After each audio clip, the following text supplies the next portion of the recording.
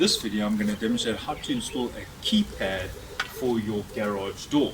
For example, you have a remote control to open your garage door,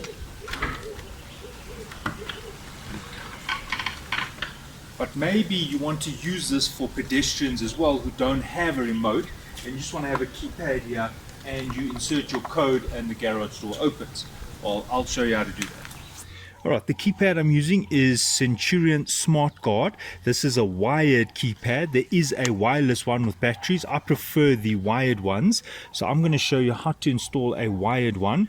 And this keypad can allow you to have many user codes. It's also got a lockout function. If you put the wrong code too many times, it actually locks out the keypad. It's also IP rated, so it is for outdoors.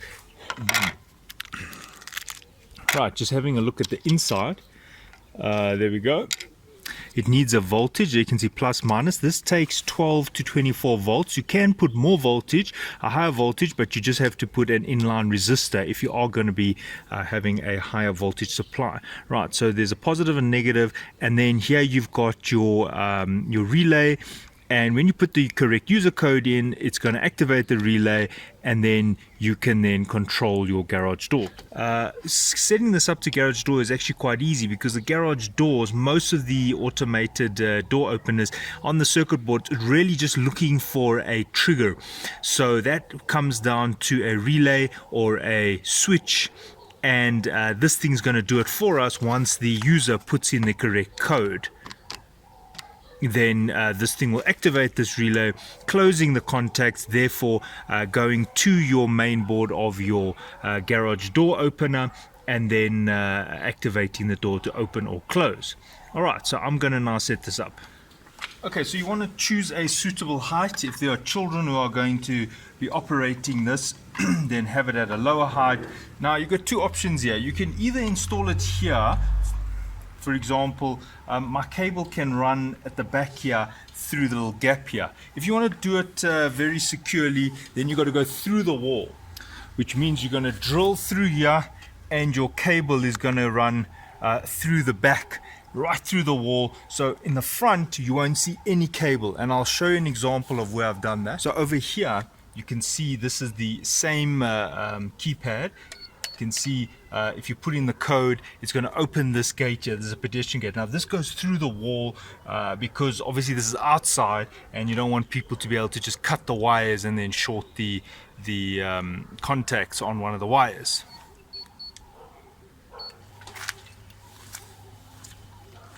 And there you see is how the keypad works with an electric gate. But in this video, I'm going to show you how to do it to your garage door. Alright, so I'm just going to punch these holes out. This one allows you to punch the plastic out, so I'm just doing that now. Right, and there. Okay, so it's there, there, and there, and I'm going to drill that into the wall now.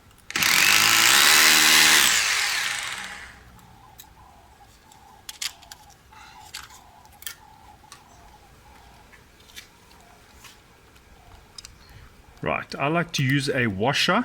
I find that ants and little other insects crawl in there, so I just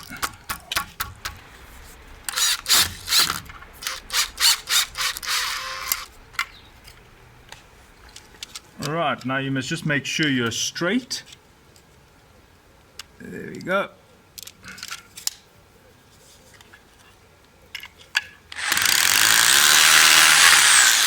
I'm not going to drill this one because it's too close to the side of the brick, and it often splits the brick. These two are going to be fine.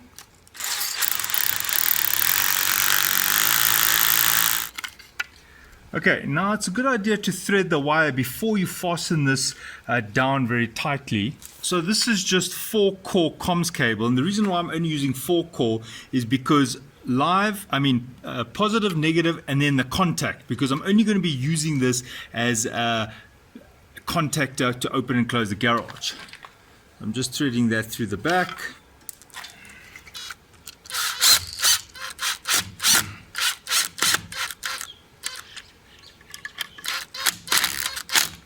Right, now because this isn't a completely flat surface, You must just be careful now because, as you can see, this is face brick, and face brick's not always easy to work with. So what you're going to find is that this backing will not seal properly, and then you can see there is a rubber seal there for water protection. And you can see there it's got a little bit of a curvature, so I have to release this a little bit or put some washers at the back so that when I put the cover on, you can see, look at that. And this is the problem with face brick. So I'm just going to put some washers at the back to shift this away from the wall a little bit. Alright, so there are some washers. You can see there's the resting position. So when I do that, it's kind of warping it. So there I've found these quite thick washers, and I'll just put them like that so that when I tighten it, it won't warp it. Ah, much better. Perfect. There we go. Right, that's perfect. That will make the seal. I can feel that when I screw these screws in, that will make the seal. All right. Okay, the next step is to wire it up. Oh, I didn't realize this is actually a 6 core, but anyway, it's fine. I'm only using 4 of the 6, so positive, negative, and then I'm going to use the gate. I'm going to use the blue and the white. So I'll have the yellow and the green as spare.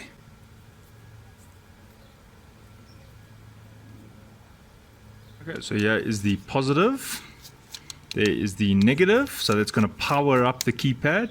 Then I've got common and normally closed, normally open. I'm going to be wiring up common and normally open. Normally open means it's open, and when you put your key in, the correct key, the code, then it'll activate the relay and then close the circuit. And that's how most automation, the garage doors or gates work. It's open, and when you bring the signal to ground or whatever it is, when you bring it to 12 volts, basically when you close the circuit, the garage door opens or the gate opens. So that's why it's got to be on normally open. It's normally open, and then when you put the code in, it closes, allowing the trigger to take place, opening your garage door.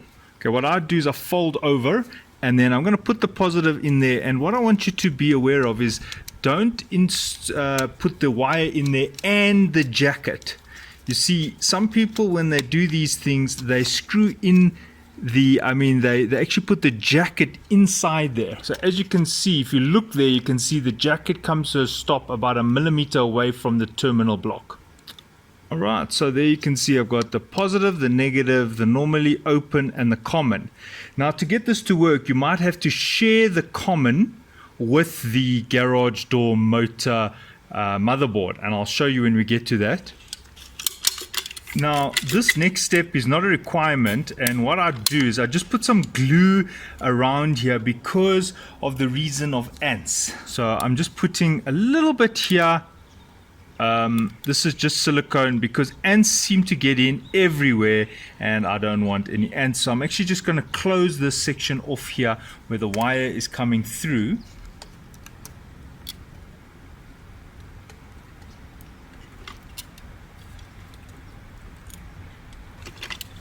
Okay, so I've put some silicone here. Now it does come with these rubberized feet. You can use these to put at the back there to stop the insects coming through. That's up to you. And then just closing it up now, it does come with this little wiring harness type effect so that the wires can be fed nicely through there without them coming out.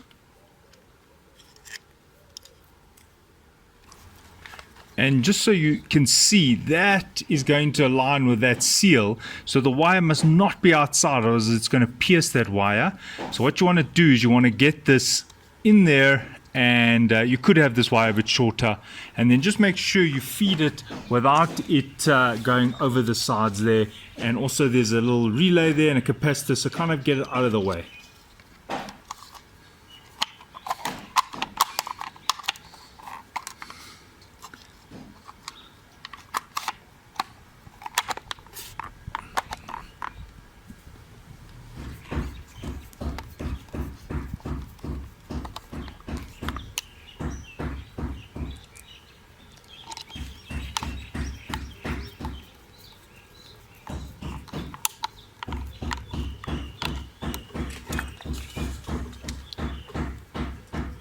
Right, now there is a cover that goes here. Now I'm just going to hold it. I'm not going to push it in fully because just in case there's a mistake or a wiring thing I need to go back to, because this is a little bit of a mission to get back out once you've put that in.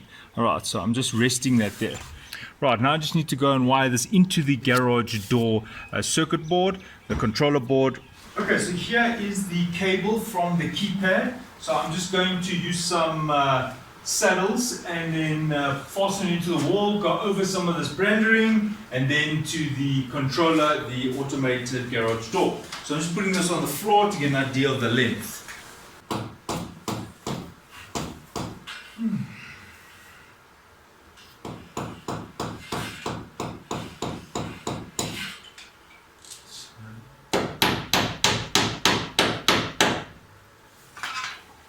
Okay, so I'm going to wire it into this one. So I'm just going to remove this cover. You just grab it on the sides here, like that.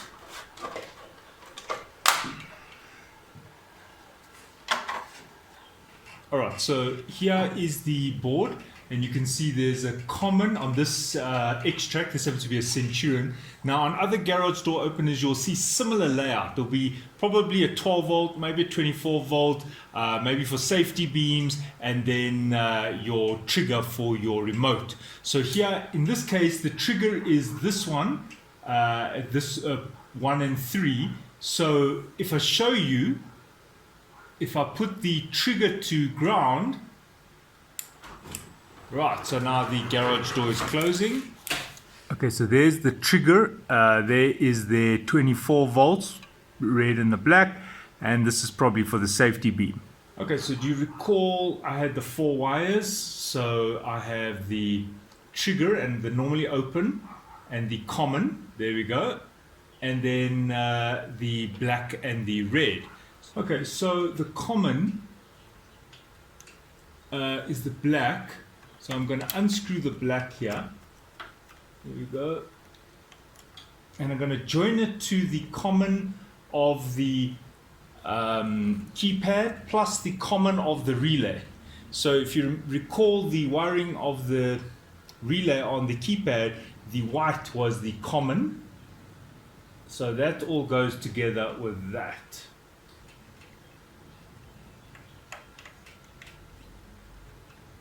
Then the blue was the trigger, so that's going here. Now you might be wondering why there's already a wire there. That is for the door opener that is on the wall. As you approach the garage, there's a door opener, or in the main house. And then the last one is just to power up the keypad. Now if you're wondering about the voltage, you can just measure it. Now if I measure it, you'll see that it's 23 point something volts, almost 24 volts. So that is fine for that Centurion keypad, and I can hear the keypad coming on, making some beeping sounds. Right, the wires from the keypad. There's the blue, that's the trigger, which is connected to the relay. Then the red is connected to the 24 volts. Then the black is joined to the common of this garage door main board. Then there is the white as well, also connected. So I've jumpered the black and the white from the keypad, and that's it. The other wires here are the ones that are already present. This happens to be a safety beam for the garage door. This white wire here is the manual open and close of the push button by the garage door in the inside of the house. In order to set the coding for this, I'm just going to explain to you the purpose of this is you'll give a certain user a code. Once you put in the correct code, this will go green and it'll activate one of 3 channels. And that's important to understand. There are 3 channels here, and you must tell the unit which channel the code will activate on. So I'll now show you a picture of the 3 wiring, the 3 channels in terms of the wiring. Now there you can see my blue and white wire connected to channel 1, which is the relay channel, and you can see there's a normally open and normally closed and a common connector. Then there's channel 2 and 3, with reference to the black wire, the common. Okay, most people will use channel 1. The channel 1 is the relay as I've just shown. So I'm going to now code this using just the relay output. Now, if you bought this brand new, the master code, that is the code that allows you to change all the settings here and add users, delete users, is 1, 2, 3, 4. So that means in order to get to the programming menu, you have to start with a star 1, 2, 3, 4 star. Now that means that you are now in the programming menu. So the first thing you'd want to do is change that master code. Obviously it's important to do that, because if you do not change that code, that means that even if you've set user code, somebody could come with the default master code and then change all the parameters and obviously get into your house or office. To change the master code, you go as follows.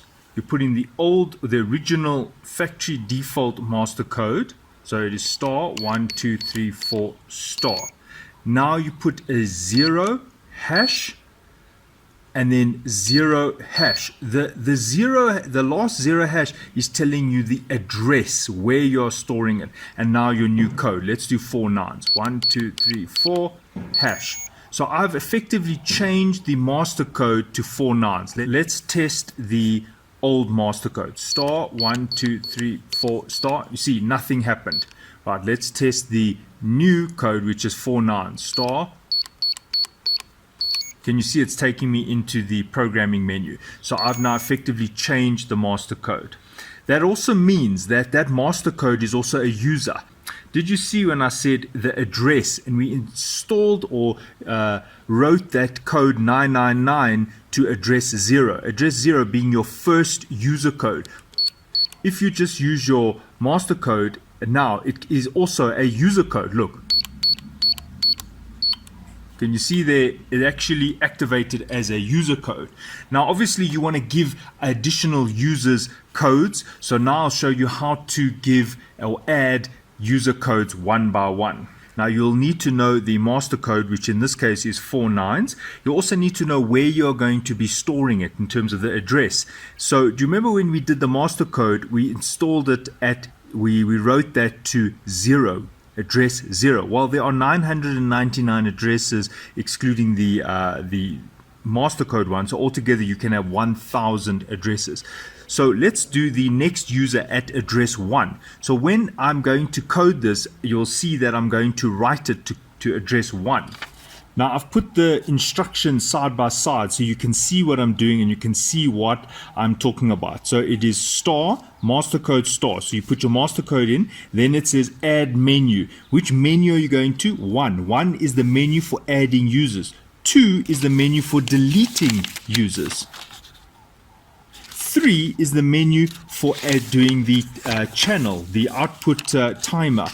You'll see there is 3. 4 is the security or the anti-hack parameter. And 5 is again the key wipeout time.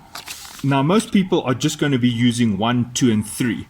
Right, so let's follow it. It is star master code. We are adding a user code, so it's 1 hash. Which address are we going to put it to? Well, let's put it to the first address.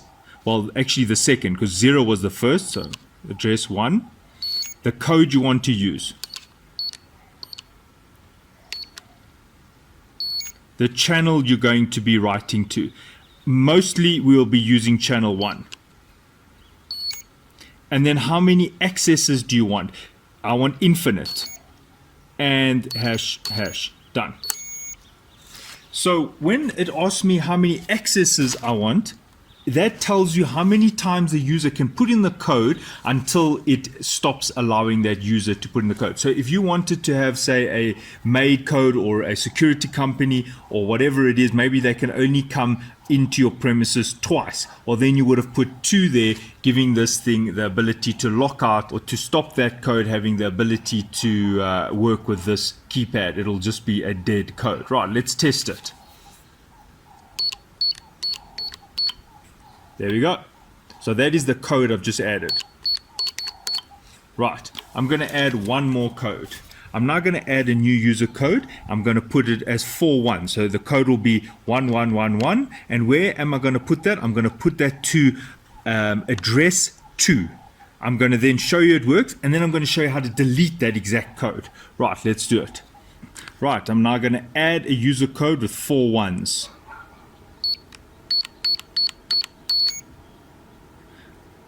I'm going to the add menu. I'm now going to choose an address. I'm now going to add the user code. What is the code? I'm now going to choose the channel. How many times do you want this code to work? Infinite, then just press hash. Done. Right, let's test that code. There we go. Now I want to delete that same code. Now this is why it's a good idea to write these down, or you can connect this up and download all the codes. Now I know that I stored that at address 2, so I'm just going to go and directly delete that user code. I just want to show you that there was a user code called 4 ones. There we go, and I'm going to delete that user code. So I've got to first go master code,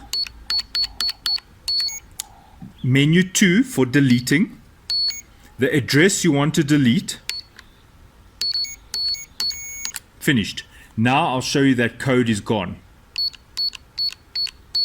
You see it does not respond, code is gone. Now the last thing I'm going to show you here is setting the output timers. Do you see that when I put in the code it goes green and a little relay is operating in here? That time is defaulted on 1 second, meaning if you get this straight from the factory it'll be 1 second, but if you're coding someone else's and maybe it's not set the way you want it, I'll just show you how you set the seconds for that relay to activate, whether it's normally open or normally closed. That depends on how you've wired it up, as I showed you in the picture earlier. Right, did you see that green light came on for 1 second? Let's change that to 3 seconds. Master code, menu 3, which channel are we working on? How many seconds do you want it to activate for? So I've chosen 3.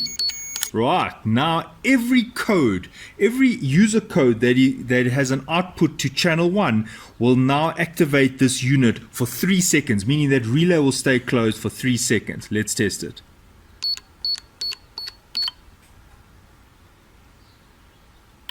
There you go. Right, now I'm going to put it back to 1 second. Channel 1. How many seconds? Finished. Right, now I'll show you.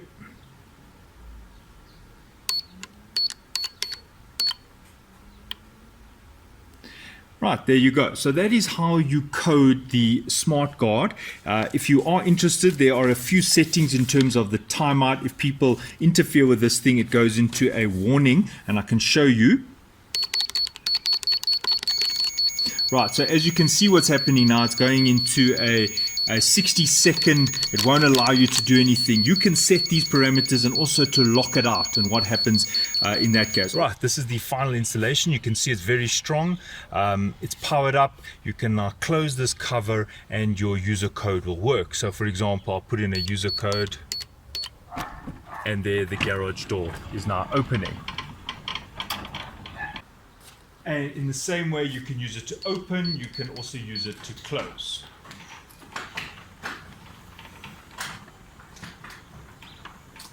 Right, and for those of you who are still not understanding the purpose of the keypad, well, maybe in your house you've got one of these manual door openers or something like this, and you press it and it opens and closes the garage. Well, that keypad just allows you to put a code in order to open the garage door. So these are obviously on the inside of your house or your office, while the keypad is obviously on the outside.